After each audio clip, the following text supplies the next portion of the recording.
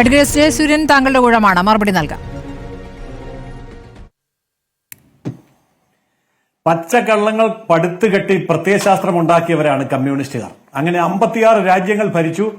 52 രാജ്യങ്ങളും തകർത്ത് പാളീസാക്കി പട്ടിണിയിലേക്ക് വിട്ട കമ്മ്യൂണിസം ഇന്ത്യയിൽ പാർലമെന്റിലെ ഏറ്റവും വലിയ പ്രതിപക്ഷ കക്ഷിയായിട്ട് വളർന്നതാ. ഇന്നത്തെ അവസ്ഥ എന്താ? ഒരു ഓട്ടോറിക്ഷയെ കൊള്ളാനുള്ള എംപിമാരില്ലാത്ത അവസ്ഥയിലെത്തി. എന്തുകൊണ്ടെന്നാൽ അവരുടെ പ്രത്യയശാസ്ത്രം അമ്പേ പരാജയമായിരുന്നു. ഭാരതത്തെക്കുറിച്ചുള്ളവരുടെ കാഴ്ചപ്പാട് അമ്പേ വികലമായിരുന്നു. ഇന്ത്യക്ക് സ്വാതന്ത്ര്യം കിട്ടിയിട്ടില്ല എന്നും ആഗസ്റ്റ് 15 എന്ന് പറയുന്നത് ആപത്ത് 15 പാടി നടന്നു ഒരു പതിറ്റാണ്ട് കാലം. അവസാനം സോവിയറ്റ് യൂണിയൻ വന്ന് ചെവിക്ക് പിടിച്ചിട്ട് സ്വാതന്ത്ര്യം കിട്ടിയടാന്ന് പറഞ്ഞപ്പോഴാണ് കമ്മ്യൂണിസ്റ്റ് പാർട്ടിക്ക് സ്വാതന്ത്ര്യം കിട്ടിയത്. ഇന്ത്യയെ 16 കഷണങ്ങളാക്കി തിരിച്ച് 16 രാജ്യങ്ങളായിട്ട് സ്വാതന്ത്ര്യം കൊടുക്കണമെന്ന് പറഞ്ഞ പ്രസ്ഥാനമാണ് കമ്മ്യൂണിസ്റ്റ് പ്രസ്ഥാനം.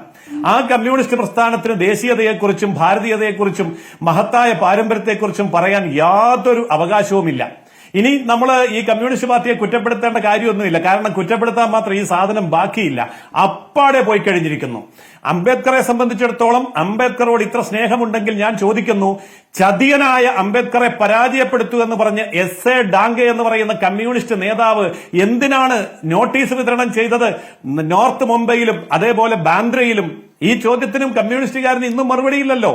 അപ്പോൾ ദത്തോബാന്ത ടേങ്കഡ്ജി എന്ന് പറയുന്ന RSS പ്രചാരകൻ അദ്ദേഹത്തിന്റെ ബാന്ദ്രയിലെ 1954 ഇലക്ഷനിലെ ചീഫ് ഏജന്റ് ആയിട്ടിരുന്നത്. തെറ്റിദ്ധരിക്കൊന്നും വേണ്ട, RSSന് രാഷ്ട്രീയ പാർട്ടിയില്ല. അതിന്റെ രാഷ്ട്രീയ പാർട്ടി BJP-യാ. പക്ഷെ RSSന് രാഷ്ട്രീയമുണ്ട്. രാഷ്ട്രീയ സ്വയംസേവക സംഘം എന്ന് തന്നെയാണ് അതിന്റെ പൂർണ്ണ രൂപം.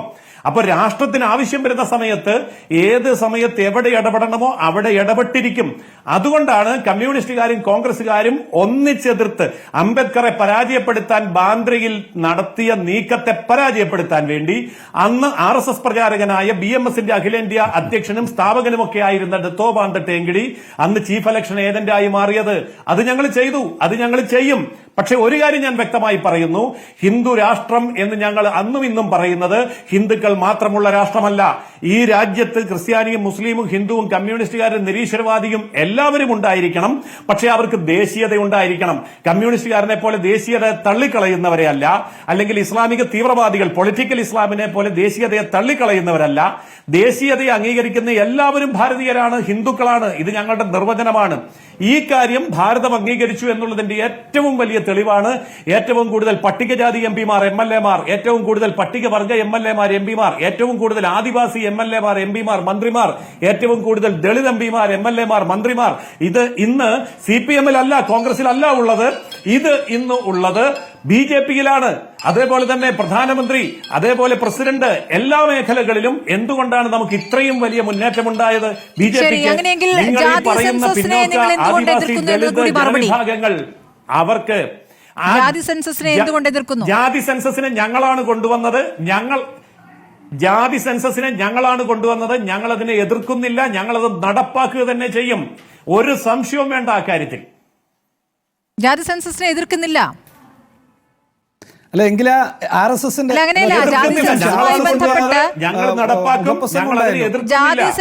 ജാതി സെൻസസ് ഇവിടെ ജനങ്ങളെ ഭിന്നിപ്പിക്കാനുള്ള ആശയമാണെന്ന് ഇവിടെ ആവർത്തിച്ച് പറയുന്ന ആരാണ്? അഡ്വക്കേറ്റ് ജയസൂര്യൻ. അത് പറയാം. ജാതി സെൻസസിനെ ജനങ്ങളെ ഭിന്നിപ്പിക്കാനായിട്ട് ഇവിടെ കമ്മ്യൂണിസ്റ്റുകാരും കോൺഗ്രസുകാരും ഉപയോഗിക്കുന്നു എന്നാണ് ഞങ്ങൾ പറഞ്ഞത്. ജാതിപരമായി ഇവിടെ ഓരോ വിഭാഗത്തിനും എത്രത്തോളം നൽകാനുണ്ട്, അവരുടെ അർഹത എന്ത് എന്ന് കണ്ടെത്താൻ എന്താണ് തടസ്സം? കണ്ടെത്തുന്നത് എന്തുകൊണ്ടാണ് നിങ്ങൾക്ക് ബുദ്ധിമുട്ടാകുന്നത്? പറഞ്ഞോളൂ. ഒരു ബുദ്ധിമുട്ടുമില്ല. അതായത് ജാതി സെൻസസ് നടത്തണം, എല്ലാ ജാതിക്കും കിട്ടണം എന്നുള്ള ആശയമാണ് BJP-ക്കുള്ളത്. പക്ഷെ ആ ജാതി സെൻസസിന്റെ പേരിൽ ജാതീയത വളർത്തി വോട്ട് ബാങ്കാക്കി അതിനെ മുതലെടുപ്പ് നടത്തുന്ന കമ്മ്യൂണിസ്റ്റ് കോൺഗ്രസ് നീക്കത്തെ മാത്രമാണ് ഞങ്ങൾ എതിർക്കുന്നത്. അത് ഒരിക്കലും ജാതി സെൻസസിനെ ഞങ്ങൾ എതിർക്കുന്നില്ല. ജാതിക്ക് കിട്ടേണ്ട ആനുകൂല്യങ്ങൾ കൊടുക്കുന്നതിനെ ഞങ്ങൾ അനുകൂലിക്കുന്നു.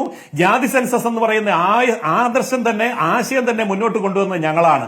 പക്ഷെ അതിനെ ജാതി പ്രീണനത്തിന് വേണ്ടി ഉപയോഗിക്കുന്ന കമ്മ്യൂണിസ്റ്റ് കോൺഗ്രസ് നീക്കത്തെയാണ് ഞങ്ങൾ എതിർക്കുന്നത്. ഈ പ്രീണനം എന്ന് പറഞ്ഞുകൊണ്ട് എന്താണ് ഉദ്ദേശിക്കുന്നത്? പിന്നാക്കക്കാർ ഇപ്പോഴും അർഹതപ്പെട്ടത് കിട്ടാതെ നിൽക്കുന്നു. അതിന്റെ ഒരു കണക്കെടുപ്പ് നടത്തണമെന്ന് ആവർത്തിച്ച് ഇവിടെ പ്രതിപക്ഷം ആവശ്യപ്പെട്ടതാണ്. അതെങ്ങനെ ഭിന്നിപ്പിന്റെ രാഷ്ട്രീയമാകുന്നത്? ഒരിക്കലും ഭിന്നിപ്പിന്റേതാകുന്നില്ല. പക്ഷേ ആ കണക്കെടുത്തിട്ട് അവർക്ക് ഇത് കൊടുക്കാനുള്ള ആത്മാർത്ഥത ഈ പറഞ്ഞ പ്രതിപക്ഷം ഇരുന്ന കാലത്ത് ഒന്നും ചെയ്തില്ലല്ലോ. അല്ല അതല്ല, അതുകൊട്ടെ ഇപ്പൊ കണക്കെടുക്കാമെന്ന് പറയുമ്പോൾ എന്തിനാണ് എതിർത്തത് എന്നുള്ളതാണല്ലോ ചോദ്യം. കണക്കെടുക്കാൻ പാടില്ല എന്ന രൂപത്തിലേക്ക് എന്തിനാണ് വരുന്നത്? എതിർക്കുന്നില്ല. കണക്കെടുക്കാൻ പാടില്ല എന്ന് പറയുന്നില്ല, അതിനെ എതിർക്കുന്നില്ല. സെൻസസ് വരുന്നുണ്ടല്ലോ, അപ്പൊ കണക്കെടുക്കുമല്ലോ. മാത്രമല്ല അതിൽ കൂടുതൽ കാര്യങ്ങൾ ചെയ്യാനുണ്ടെങ്കിൽ അത് ചെയ്യുമല്ലോ എന്ന് തന്നെയാണ് ഞങ്ങൾ പറയുന്നത്. ഞങ്ങൾ അതിനെ എതിർക്കുന്നതേയില്ല. ഇവരാണ് എതിർക്കുന്നത്. ഇവരാണതിനെ കൃത്യമായിട്ടും ജാതി പ്രീണനത്തിന് വേണ്ടി, വർഗീയ പ്രീണനത്തിന് വേണ്ടി ഉപയോഗിക്കുന്നത്. ഈ ആശയം കൊണ്ടുവന്ന് ഞങ്ങളാണ് അത് ഞങ്ങൾ നടപ്പാക്കുകയും ചെയ്യും. അതിന്റെ പേരിൽ വോട്ട് ബാങ്ക് രാഷ്ട്രീയം കളിക്കുന്ന കമ്മ്യൂണിസ്റ്റ് കോൺഗ്രസ് നീക്കത്തെയാണ് ഞങ്ങൾ എതിർക്കുന്നത്. ശരി.